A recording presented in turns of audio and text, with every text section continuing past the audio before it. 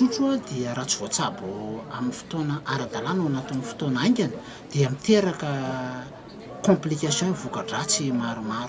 Voka-dratsy voalohany dia voka-dratsy azo avy amin'ny hafanana be loatra satria ny hafanana be loatra dia mahatonga amin'ny fahaverezan-drano na tenenina hoe déshydratation.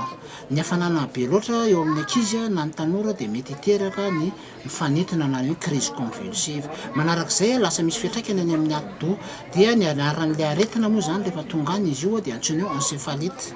Dia iny miteraka mety hiteraka fahafatesana sy miteraka coma izy iny raha vao dia tsy voatsabo ao anatin'ny fotoana vitsy. Manarak'izay ilay teneny hoe complication neurologique zany any amin'ny air. Manarak'izay ny kitrotro dia mety hiteraka complication voka-dratsy any amin'ny tratra. Iny ilay tenenina hoe pneumonie. Ny pneumonie amin'izy io zany dia misy karazany anankiroa. Misy ilay tenenina hoe pneumonie virale azo avy amin'ilay otrika aretina an'ilay virus na kitrotro mihitsiny. Dia misy koa ilay antsoina hoe pneumonie surinfectée infectieuse zany hoe lasa misy bakteria manafika an'ilay izy. Dia any amin'ny tratra zany izy io no tena hoe miseho rehefa avy eo. Tena mamono tokoa ny kitrotro raha toa ka tsy voatsabo ao anatin'ny fotoana aingana, ao anatin'ny fotoana vitsy.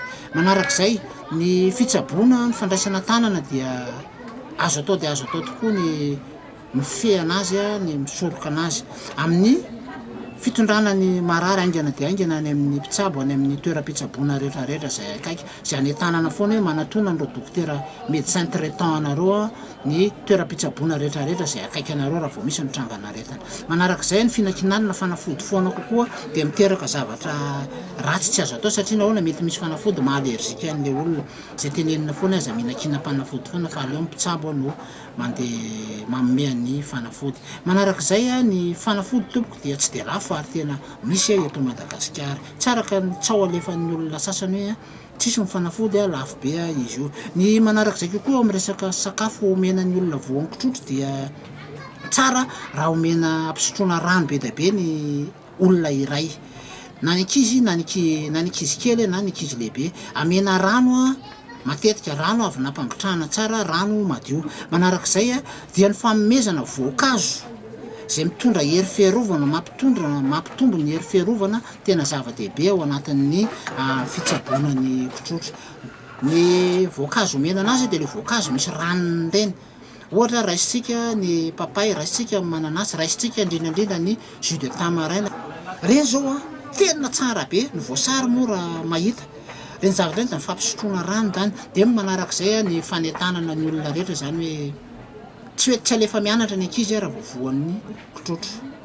Ny any am-pianarana tokony comprendre an'izay. Manarak'izay dia ny fanentanana ny ray aman-dreny amin'ny fanaovana vaksiny hoe tatao vaksiny ny ankizy.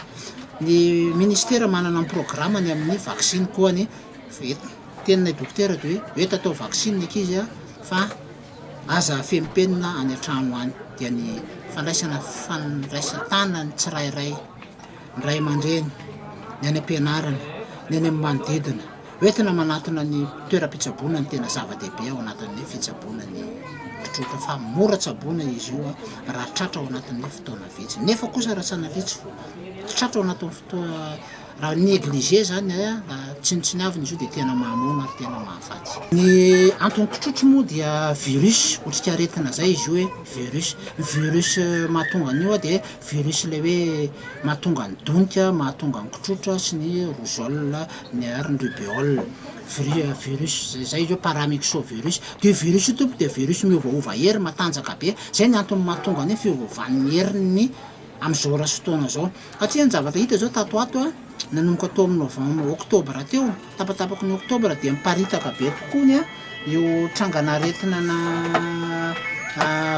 inona moa izy io mitrangana aretina na kitrotro io. Satria nahoana ny virus dia miova hery foana ny virus zany, tsy mijanona amin'io. Ary indrindrandrindra ny zavatra voatsikaritra dia ny tontolo iainantsika izay miasimba dia mahatonga an'izy io tompona andraikitra daholo tsika ao anatin'izy io.